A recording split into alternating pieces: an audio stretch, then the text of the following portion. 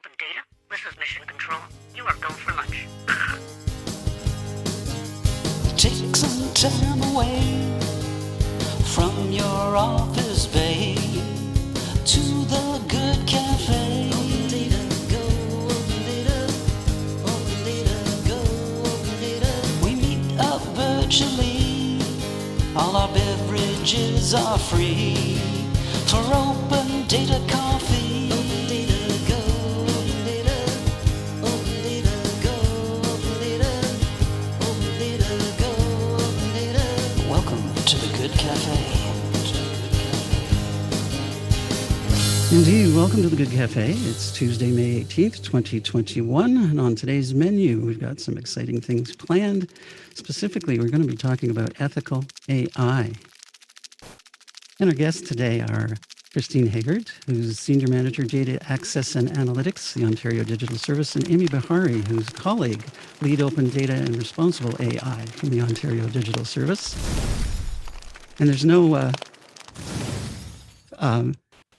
animosity or whatever the word is I'm looking for with that image of the robot blowing himself up, by the way.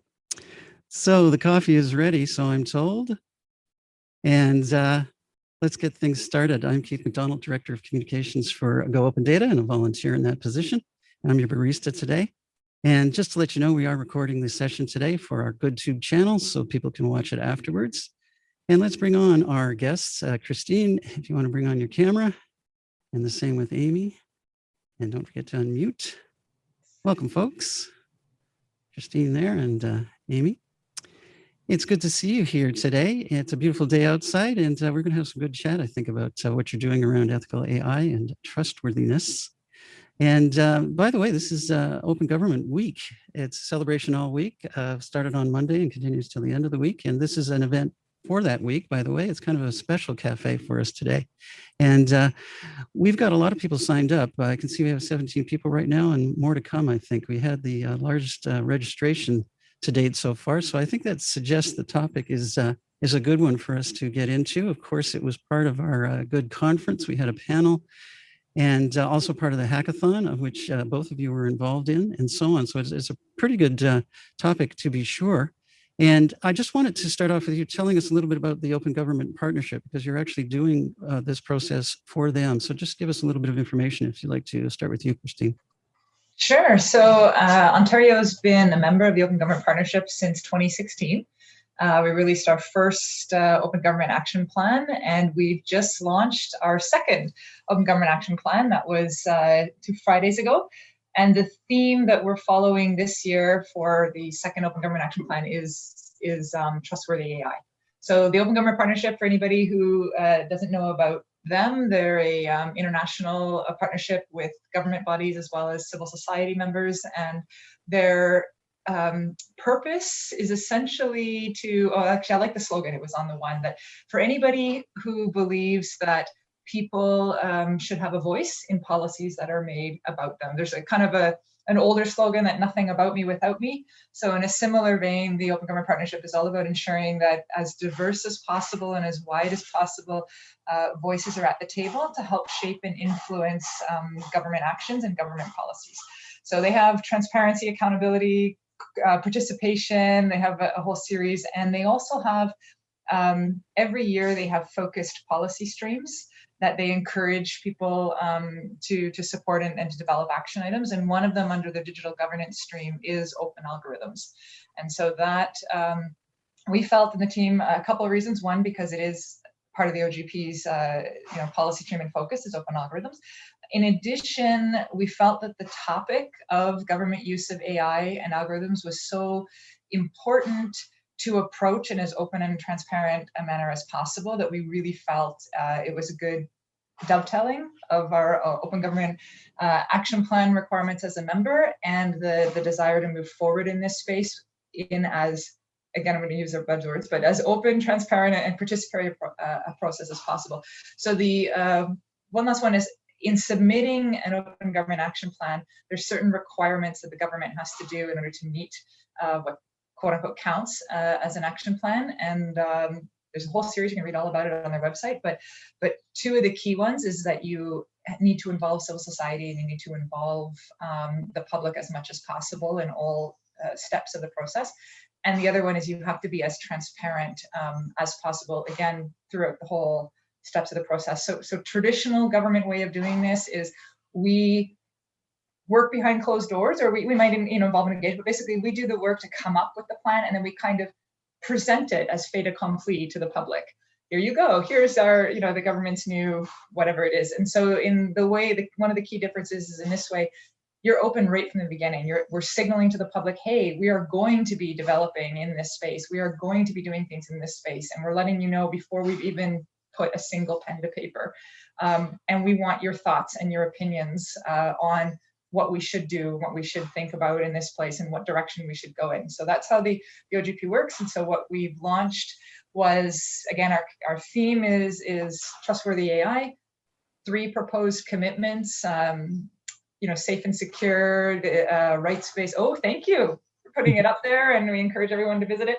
There we go. So no AI in secret, AI that the government, that the public can trust, and then AI that is rights-based and has inclusion, diversity at the table. I will hurry up, Amy, and stop that. And basically, what we're saying there is saying, okay, under these 3 commitments, so we as a government are committing that we are going to advance in these 3 items. And under these 3 items, what Ontarians would you need to see or want to see to have faith, believe, trust that we have in fact moved forward on those 3 items? What are some suggested actions that the Ontario government could take in these 3 spaces that you believe would in fact be advancing us towards those 3 aims? So if no AI in secret, what would you want to see? What would you expect to see the government do to achieve that aim of no AI in secret? And the same for the other 2. So that's what's just launched. It's open for a month, and we're looking to see, tell us your thoughts and your actions on, again, under each one of those, some proposed ones. Also, please spread the word. I know Amy's going to do here. We want to make sure that as many people as possible, I think Yuri and Good was noting that this impacts all of us. AI impacts all of us, so we would like as many people as possible to know about this work and to have a chance to contribute. So please also share the links around to everyone and anyone that can participate. Oh, thank you. Amy's dropped it in the chat as well. Awesome. Yes, back on, and then I will. Okay, fantastic. Well, yes, and the partnership is worldwide, right? It's not unique to us here in Ontario or Canada even, right? It's, yes? Yeah, it's an international partnership. I think over 70 different countries are now participating, and we're part of that local government. So not just countries at the national level, which Canada is one of, I think, one of the original pieces of the partnership, but also there are now cities, regions, and provinces like us. And Ontario was actually one of the first local jurisdictions to participate. We were chosen as pioneers because we have been pioneers and leaders in this space for so long. That's fantastic. And yeah, I think it's wonderful, in fact, that I dare I say Ontario might be leading the way here, which is exciting to be a part of that as a resident in Ontario. I think it's fantastic. So before we get into more detail, I want to bring up a couple of polls just to see where our audience may be at. So launching all 3 of them, actually. Hopefully everyone can see these. I'm just checking on my screen. Yeah, so we want you to fill these out, folks, and I'll just read them off to you. Number 1, are you worried about government use of AI? You're either extremely worried, somewhat worried, or not worried at all. So if you want to engage in that one, I can see some people starting. And also number 2, they've already started. Oh, that one seems to be a popular one. Number 2, check all where you think AI has an impact. It's multiple choice. Your choices are maps and directions, smartphone apps, facial recognition, email filters, sorting of spam, etc., web searches, music, video streaming, government airline flights, not government, sorry, commercial airline flights, security surveillance, financial backing, insurance services, banking rather, healthcare. And number 3, is it algorithms or machine learning that make AI work? Again, multiple choice, algorithms, machine learning, and both. So people are jumping in, and we'll give you just a bit more time to do that. You can see 15, 16, and 25. That's good. You're keeping at it. Yes. This helps us know where our audience may be at. We didn't want to have any pre-expectations for knowledge base. I think I don't want to end the poll yet if people are still voting. We're about 76% voted. 5 of you are just not willing to commit, I guess, right? Okay, I'm going to end. Oh, no, one person just jumped in. This is the exciting part here. It's like a horse race. Okay, I'll give another 10 seconds to end the poll. 10, 9, 1. Okay, we had 80% vote. Ending the poll, I'll now share you the results with you. And we can see the red line is showing us somewhat worried. Now, does that surprise you folks at all? Somewhat worried, or is that what you're hearing? That people are kind of worried? I think that's about right. Like, I think people are aware of something. Like, there's AI, algorithms, automation, automated decision making. There's this swirl of ideas out there, and I think people are concerned because when they do surface in our media, they can often be quite scary. That something is automated and someone's been excluded or somebody has been left out, and it has had devastating effects, as we've seen in other jurisdictions. But then we also see our curated Netflix of what to binge next, and what we do see that efficiency and being able to do more with less and being able to tailor the experience to me. And I think it is reconciling that benefit with those concerns. So I think that somewhat concern makes sense to me. Yes, interesting. And we had 14% not worried. So that's also interesting. Not worried at all? Go ahead. Yeah. Number 2 actually ties into your mention of Netflix and things. And actually, this is a bit of a trick question in a sense, because it's all of them. And we can see that the highest votes were security and surveillance. And that's at 95%, 20 out of 21 voted on that one. So again, does that surprise you that might be a bit of a trigger topic, security, surveillance? I think that's the one that hits the media the most often, particularly recent. You saw the Clearview facial recognition. There's a lot of jurisdictions that are starting to either ban it outright or consider severe limitations on it. So I think that's one, and it's one people can relate to. And it gets the most press, from your doorbells to your everywhere that's tracking us. And so that doesn't surprise me that would be that high. Yes, it's interesting, I think. And all of them, though, I mean, music, video streaming, people may not think about it, but everything is essentially pre-programmed these days. Even if you're on Spotify and Apple Music, they're sending you all kinds of suggestions based on your listening experience and so on. And I find that kind of frustrating, actually. But even airlines are dealing with AI, and of course, healthcare is moving in that direction too, which is kind of interesting. I think often we think of privacy in healthcare and how does that relate, and where does AI come into play on that? So it's touching us everywhere for sure. And number 3, the both again was really the answer. Sure, it is both, right? And there's so many things that come together, I guess, in making AI. And I wanted to talk a bit about what is AI. I think a lot of us may not even have a great definition of it. And the tendency certainly is everything is lumped in, well, that's AI. That's AI. So how do you break that down? I'm sure you've had that question before. How do you define AI? So we have another presentation we do where we make clear there is no definition of AI. There is no agreed upon single definition of AI. And you will get very impassioned people who feel very strongly to what the definition is. We have intentionally steered away from the technical definitions. We are not, if there's anybody in here who are, actual practitioners, statisticians, computer science, you might be disappointed we are agnostic when it comes to the particular techniques or methods or tools being used. So in our definition, from when we're looking at it from a policy and from a human impact and perspective, that's the lens we're going is, are you using data to inform a decision, whether wholly or in part? And it does not matter how complex or sophisticated the use of that data is. And so an example we give is, it could be a 3-point checklist where you're looking at my gender, my age, and my race. I mean, it doesn't have to be those contentious variables, but I mean, I'm coming up to a counter to look for services, and the person behind the counter is using 1 or 2 points, data points about me, to determine whether or not I get triaged, I get service, I go to the long queue or the short queue. that is a very simplistic algorithm. It's a very simple decision tree, but you are using data to inform a decision about me. And so that would count in our definition. We look more at the impact and the outcome of how that data is being used than we do about the, well, if it's not deep learning, or if it's not, neural networking, or if it's not fully automated. So other cases have gone there where they've defined it that way. Ours is much more. And in fact, if you look at the official documents, we talk about data informed decision making, less so about specific AI or in the work. So yes. I'm just going to put up a chart that I'm not sure if you can see that, but this is, it was drawn on a napkin that I found. You can't see it? Of course not, because I haven't popped it up yet. Let's try that. Okay, here we go. How about that? Yep. So this person, I forget who, oh, actually it's Karen Ho, who's down in the left-hand corner.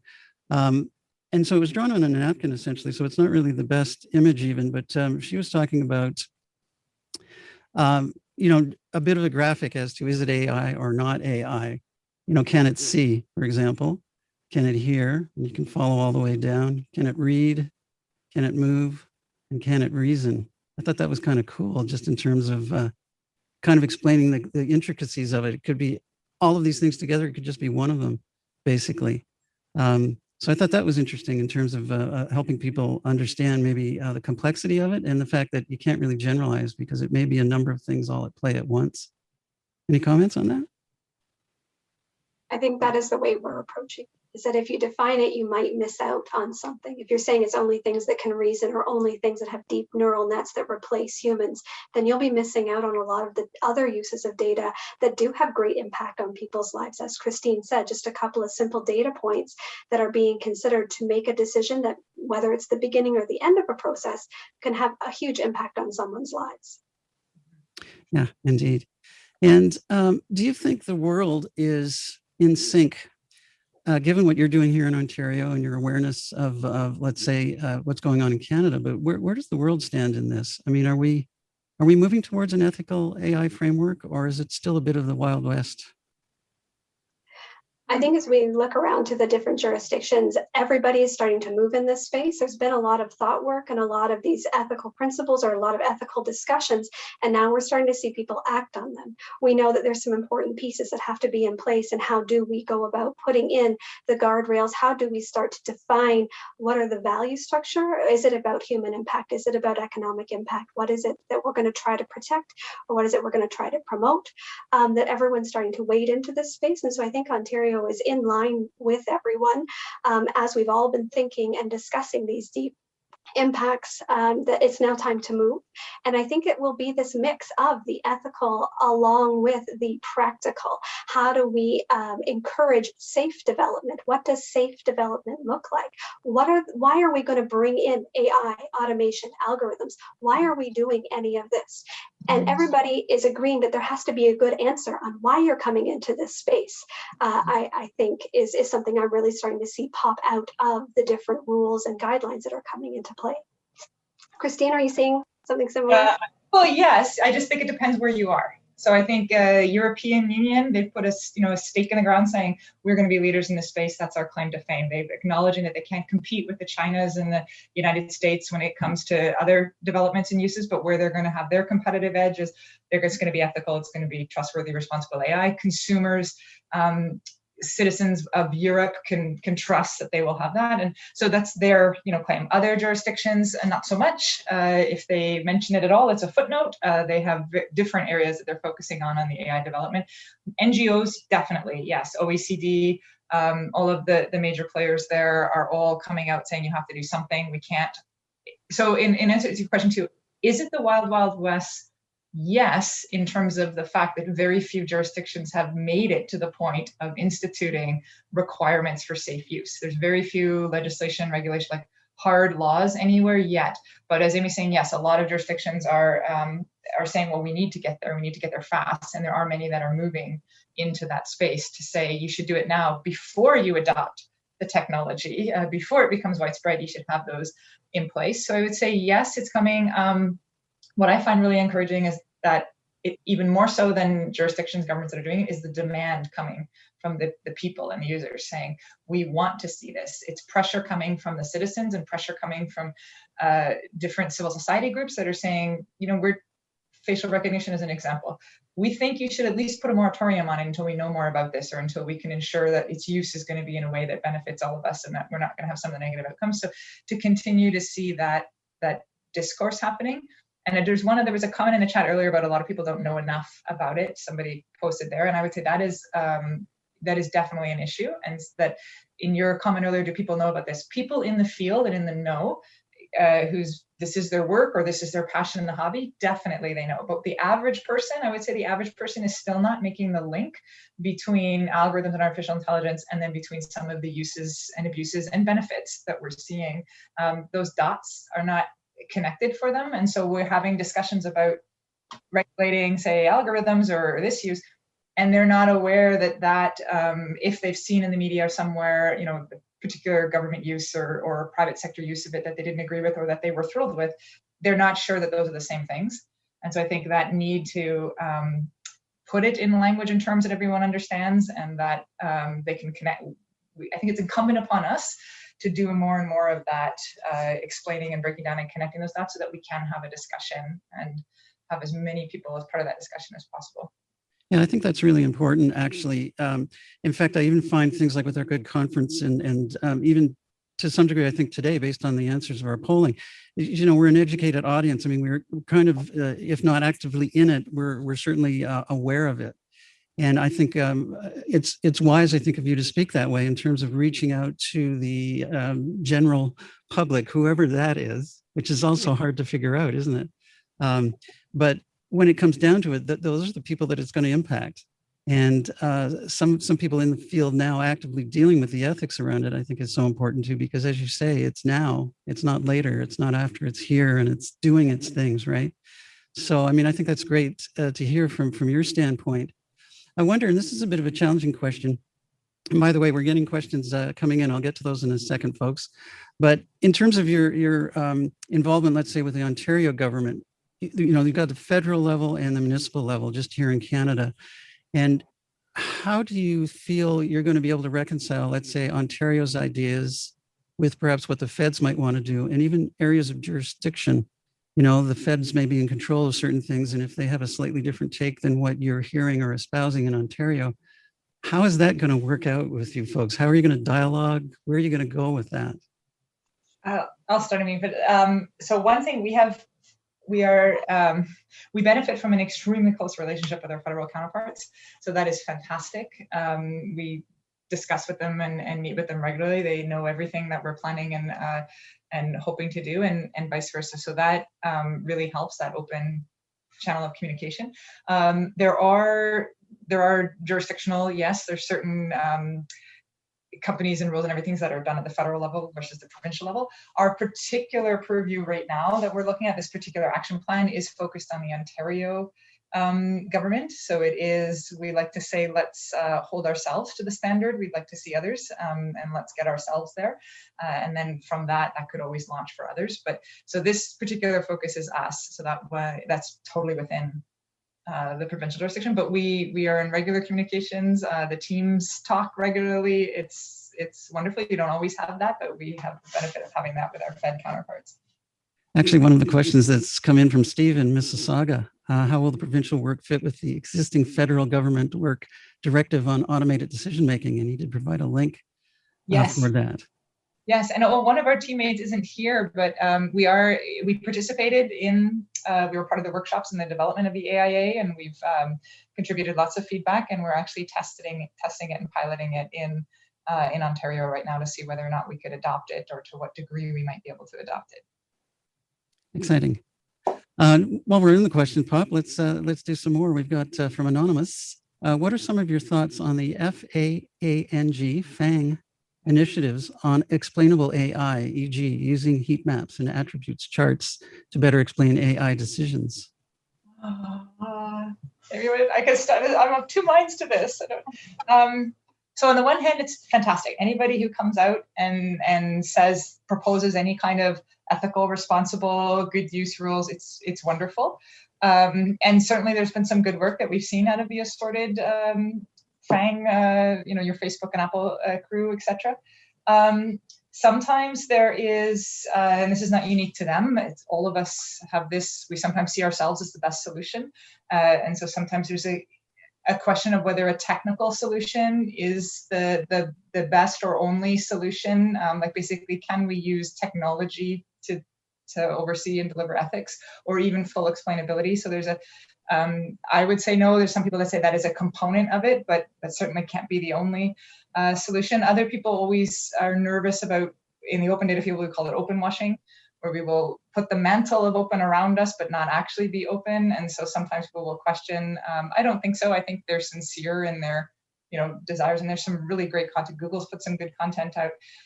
Google also fired their lead ethicist. So there's there's both sides to everything. So on the one hand, if you just read their content and don't look for motives or other things, they've got some good content. They've got some, and they've got some fantastic people working for them who do want the best and who do believe. On the other side, you will have people that will say, that will question their motives and will say, it's self-serving, particularly when sometimes the solutions are more of their own products. Buy our product and it will make your AI transparent and explainable. Buy our product and it will give you a badge that for sure it's ethical. And maybe, that's where we go. So all on the table, all views fantastic. Anything that contributes to the discourse is good. We just make sure that we're having discourse and just don't accept everything blindly. So yes, I like it with caveats. You mentioned open too, like the idea of open washing, but let's turn that to more like the open data initiatives and so on. How really does AI and open data work together? Yes. Yes, it does, 100%. And we can talk. So the real part of where this started too was, and it was actually Amy. It was totally Amy's push. We need to expand. I had wanted to expand the open data program to say that we should be telling folks not just what data the government has and sharing what we can, but we should also be telling the public what we're doing with that data. So are we selling it? If so, the public should know about it. They should see who we're selling it to, and if possible, the sales agreement is up there, and the catalog should expand to have that. And Amy was like, oh, and are we using it in AI? That we should include. So basically, the public, I want to know what data you're collecting about me, government, and I want to know what you're doing with that data, including are you using it in algorithms or decisions. And it serves multiple purposes. So catalogs could be expanded, so people could go and see what algorithms are they using, and I could click on it and see the corresponding entry in the data on the open data catalog. That also helps people know, does that data reflect me? If you're using this algorithm to make a decision about me or my children, I want to go see the data that you're using in that, and I want to know whether or not it at all represents them, and whether I have confidence and trust that your algorithm is going to be, a good representation. Whole bunch of other things and benefits that can come with that, but I think it's that open data, definitely expanding it to include more, and all the contextual pieces and everything around the data is where the open data movement goes. So I mean, AI is nothing without data. So if open data is important to data, open data is important to AI. This actually leads into the question from Sibel. And how does this work on AI relate to digital identification in Ontario? So if you mean the current DI initiative, nothing yet.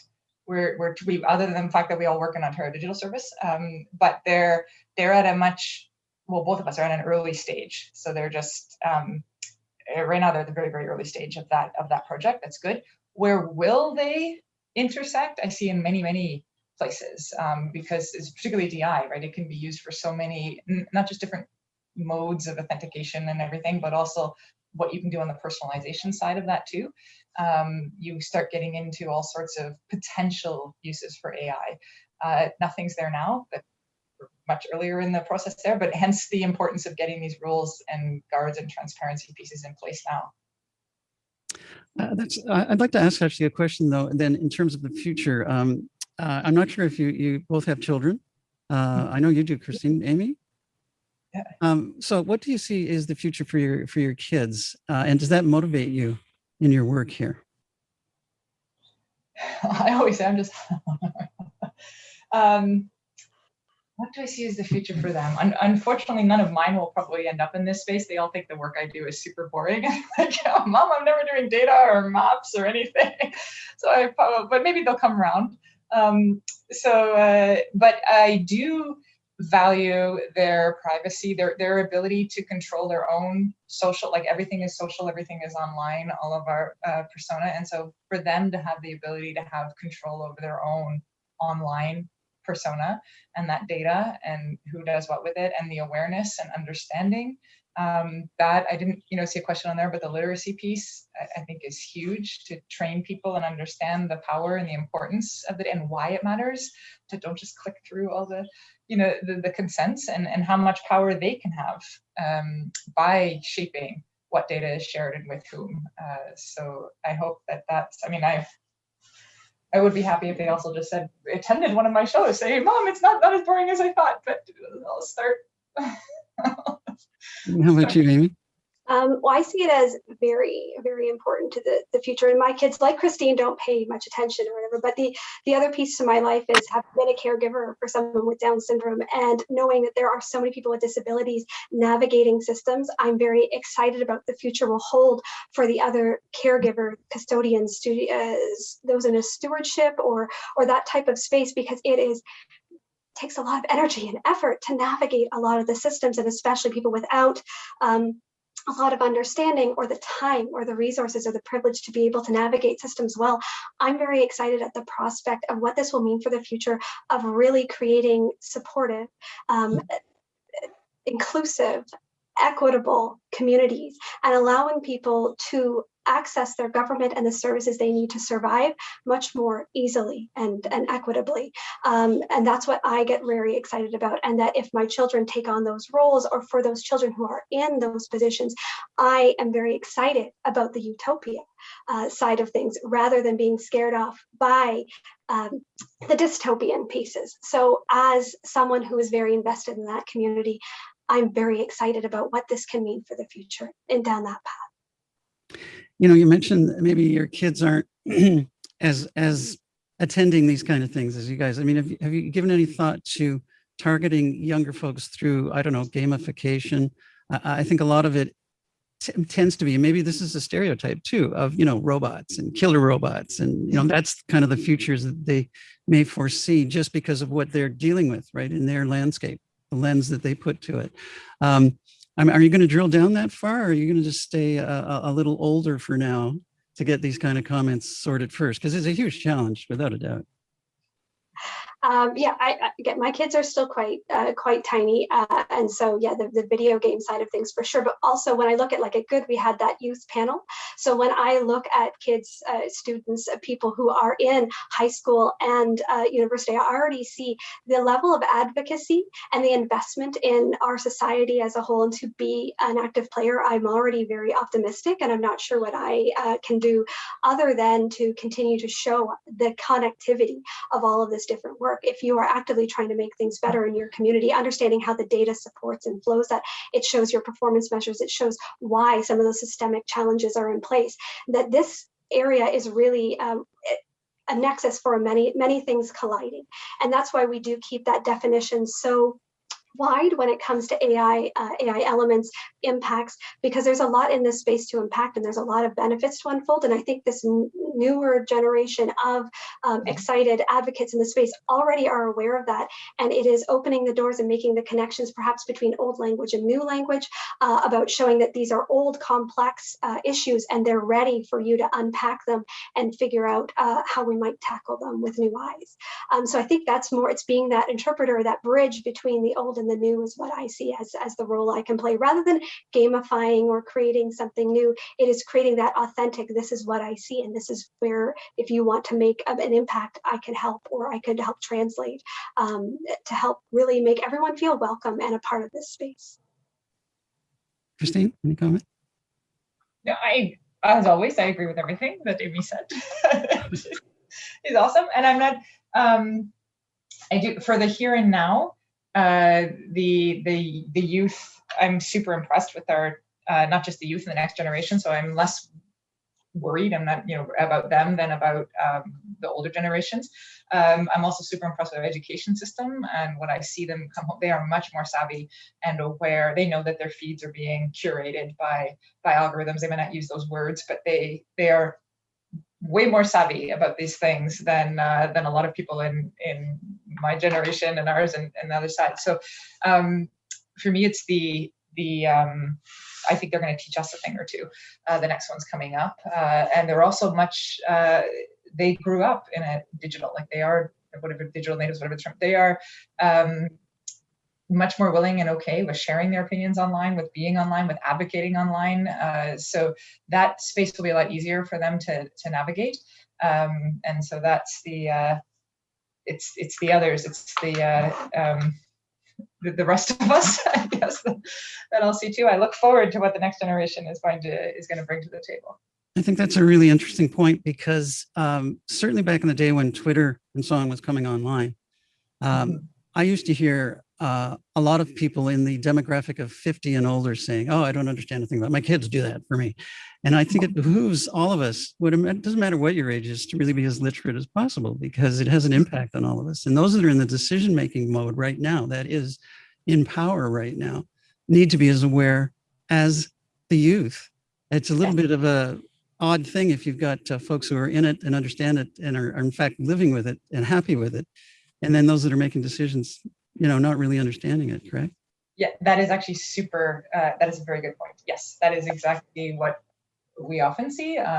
Generally, it is older folk that are, relatively speaking, that are in the decision-making positions, who are not necessarily as, didn't share the education that our current youth have and that our experience. And so that is very important. And even voters and everything else, the segment that you're looking at, and also back to Amy's original point, who's impacted most in the use of these algorithms. Those impacted most are often the most disconnected from, like they already have so many hardships and so many challenges, and so they're often the most removed from the AI and algorithm space, and yet are the most impacted. And then conversely, the benefits, because this technology can do fantastic, amazing things for us as well. But without, the kind of oversight, there's a potential that the benefits all accrue to those that are most connected and most in the know. That's the need and the importance too for having for starting to bring in and think of these guardrails and putting them in place, and the oversight and the supports, as I'm saying, the support, so that the onus is not on the individual who potentially has been harmed or who potentially has questions and notices things. It's not on them to challenge the government, that there is some mechanism in place to support and aid should somebody want to or need to challenge. Got some more questions that I want to get to too before we have to wrap up. Sibella, follow up. What are some solutions to prevent private companies from using third-party exemptions, which would make public-private partnerships opaque? Sorry, so what was the question? Sorry, what are some options? What are some of the solutions to prevent private companies from using the third-party exemptions, which would make public-private partnerships opaque? Oh, yes. Well, legs and regs. The fantastic members of the public should submit their suggestions to our open consult. But there are, anywhere that there are loopholes, closing the loopholes if there are. And in some cases, there are no loopholes because there's nothing preventing it at all. So writing it to prevent it. So an example, if I'm interpreting it right, would be, okay, so we pass something that says if the government uses an algorithm this way, it must follow these rules. But if the government subcontracts to somebody else, that subcontractor is not beholden to those rules, and that's a way you could get around things. So if in that scenario, if that were to be, it would be just making sure that any rules or regulations put in place to guide the government's use is very tightly written to not allow that. And again, that there's this oversight and transparency so that should something like that slip in, we're not perfect. We might think we wrote the perfect law and we didn't. There is some kind of mechanism for people to point that out and for them to be addressed. So good point, and would hope to see suggestions and things like that put in the public consultation. From an anonymous attendee, I like that you have AI guidance, alpha version and a version on GitHub. Question, are you going to do this in an agile manner, and how often will there be new versions, or is that part of the draft OGP action plan? Well, I'm hoping that we'll be able to post beta versions of the guidance and those documents shortly. And that is sort of going on alongside the framework and the consultations of what should we do, is we're developing these ideas of what would ethical use look like in Ontario, what would transparency need to look like in our guidance, and any potential standards around that, what would that need to look like? And we've put it out there in alpha, and I know for a fact that a couple of regions and municipalities have used those as they're building AI, just like, okay, if this was something I had to follow, how would it work? And they've given us feedback, as well as some of the other things we've heard. So I'm hoping to develop those documents as many times as we have drafts. I'd like to have them up on GitHub and have them looking like they're, until if they do inform or become part of some more firmer law, then you might see that iteration sort of slow down or stop because it has become a product. But while it is in the development phase, I really do hope we can be as open as possible with each iteration. And up on the GitHub, you should also be able to see under what we heard and what feedback we've gotten from some very eager participants out there.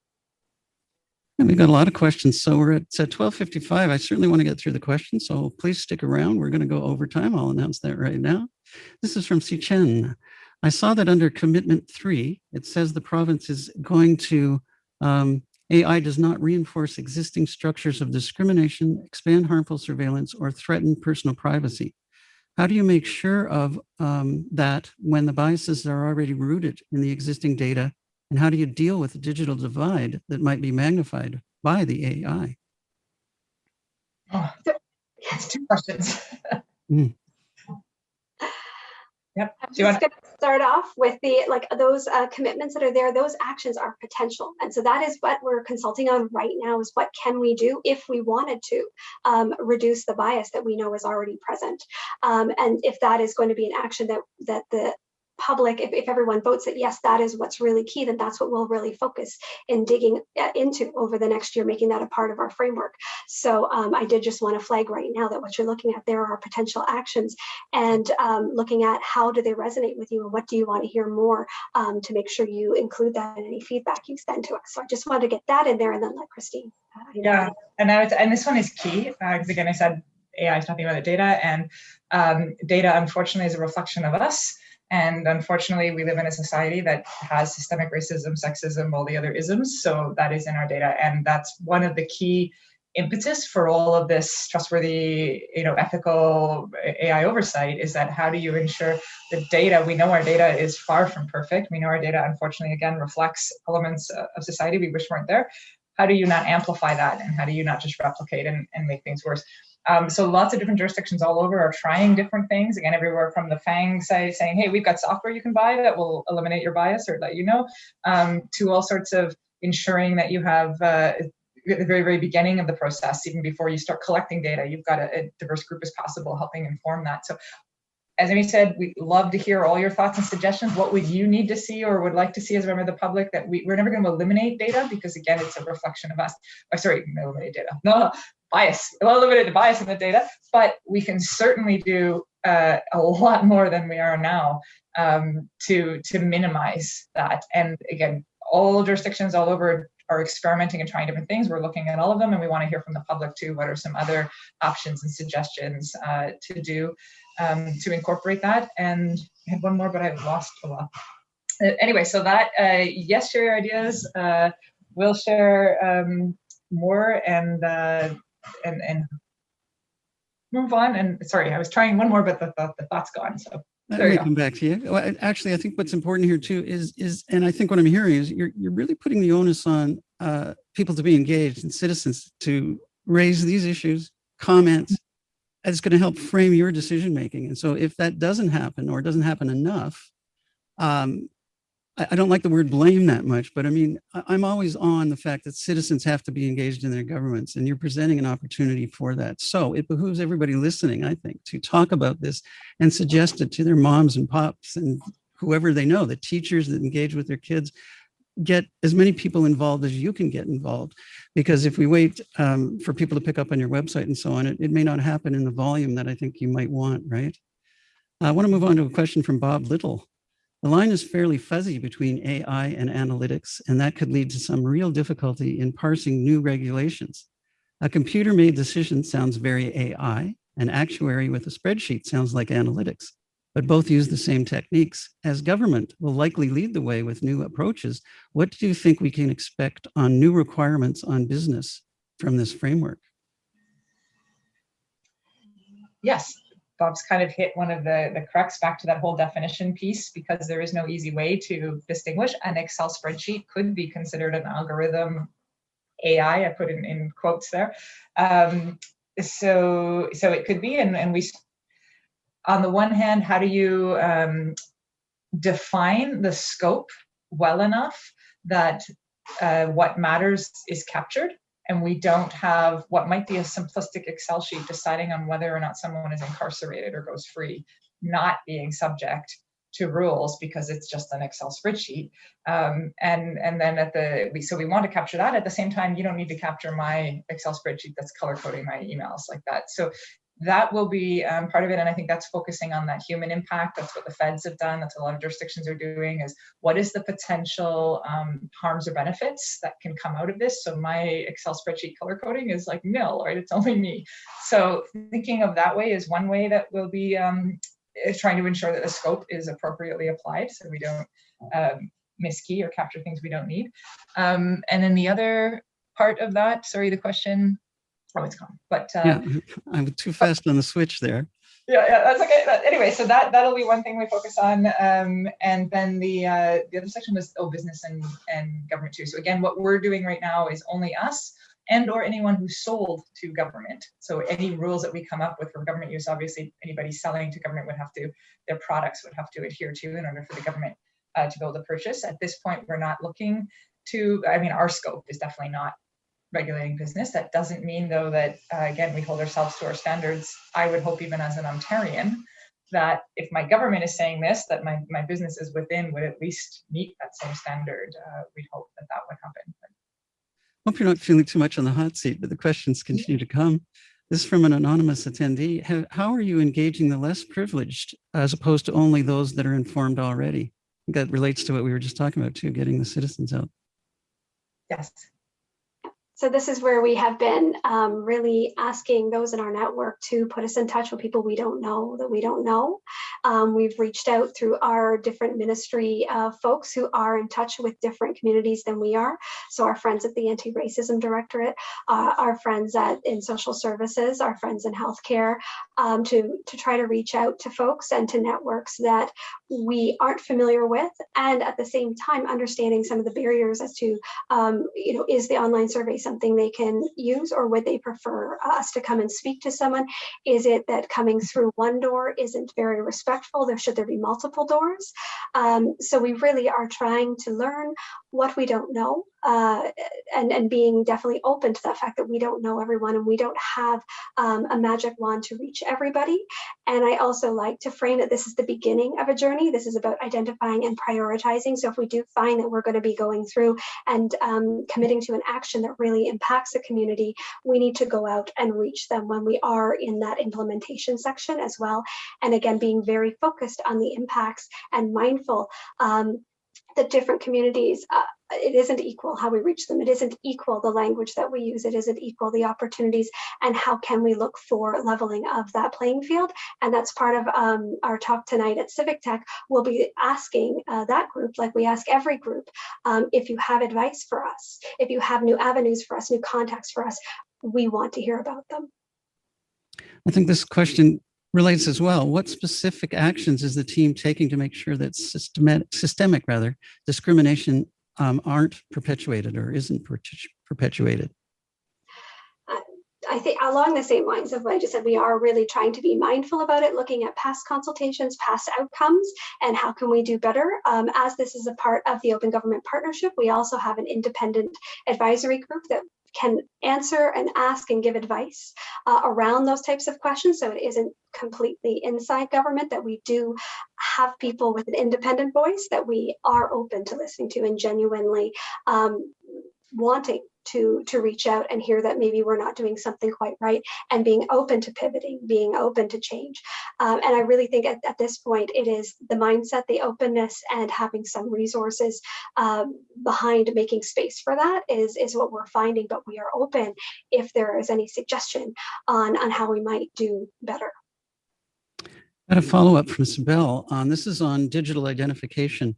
I've heard the plans have included discussions about COVID passports and a lot of mixing of data between ministries and within ministries. If AI is added to the mix, what risks are you concerned about? I'm not concerned right now, just because I know how nascent our AI use is in government. We're not anywhere near as sophisticated as I'd like us to be from a data practitioner perspective, but I'm happy that we're not from an ethics, responsibility, oversight perspective. So I don't know anything about, the COVID vaccine passport. That's just another area, so I don't know anything about that one, so I can't speak to that one. But on the other aspect, any data that's being shared between ministries, if it's non-PI, they can share it, and hopefully they're also putting it on the open data catalog. If it is PI, personal information, then they're subject to oversight by the Information Privacy Commissioner. There's a Section 3 in FIPPA legislation. So if they are doing any kind of sharing, they're allowed to, but they have to follow a very strict set of guidelines, and they have to notify the Privacy Commissioner and everything. So that for that part. And then I hope in future AI will be used more in a way that benefits all and in a properly governed and oversight way, because it can do amazing, great things. It can also harm. So hopefully we will see more use cases, again, fully transparent uses of it. Another question, how might AI help or not help government move towards supported decentralization?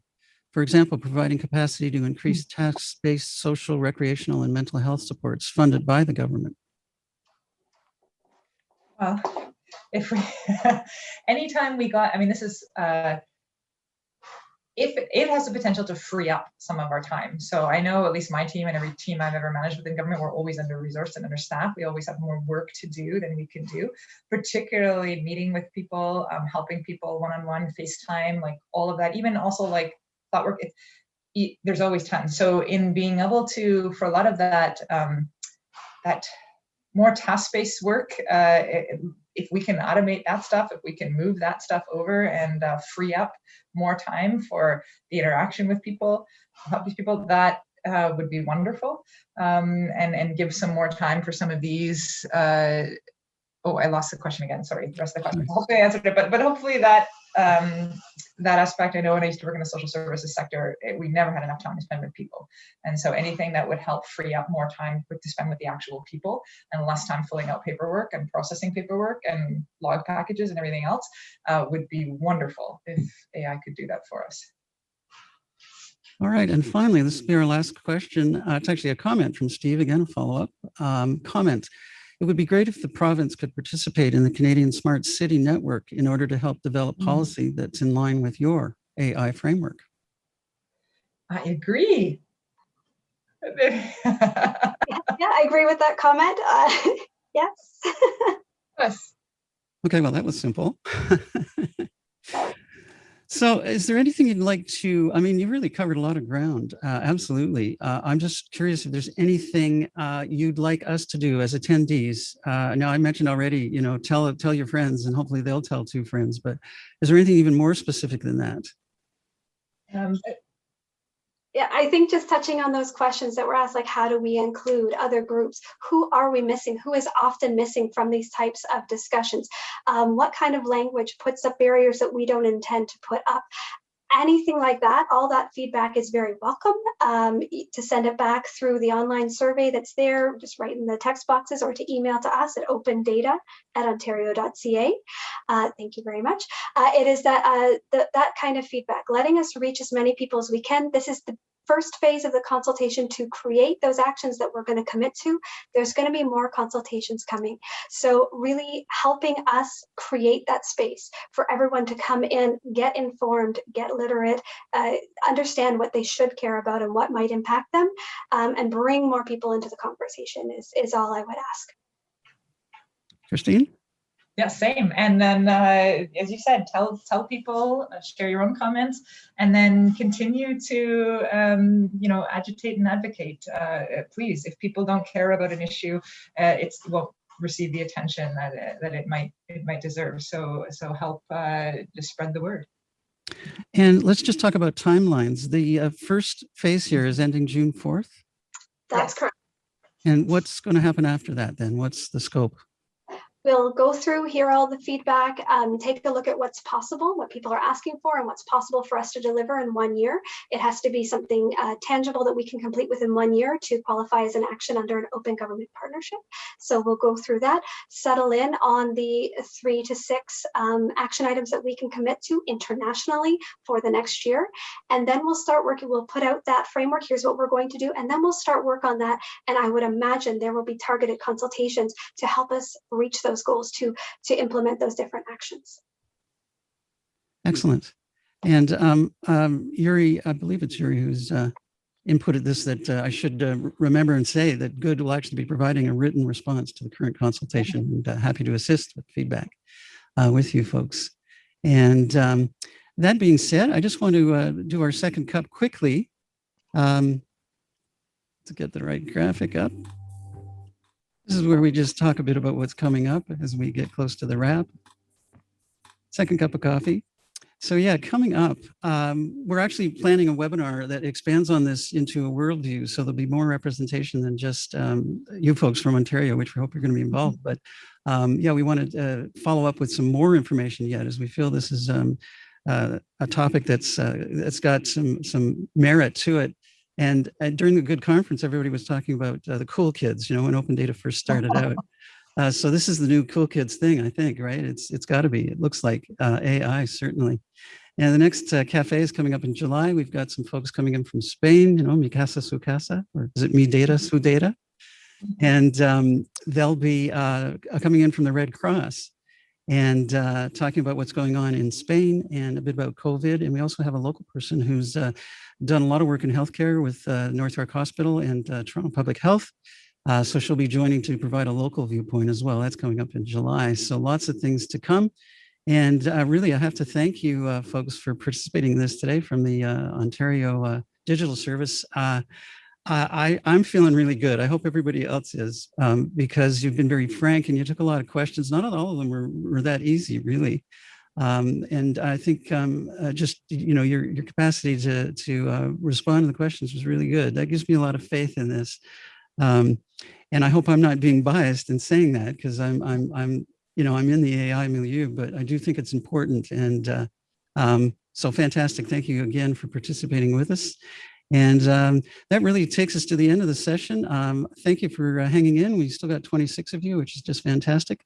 We look forward to you attending other Good Cafes, certainly. And if you happen to be interested in participating in a Good Cafe, please reach out to us at connect@go-opendata.ca. We'd love to promote, celebrate, talk about the issues that are important to you, especially if you're working in open data in government. We'd like to let other people know what's going on in municipalities. And I'm sure you folks would like to be as aware as possible too. So that being said, I'm going to wish you adieu. We'll just run our quick credits. And as always, until next time, be good to each other. Our beverages are free for open data coffee.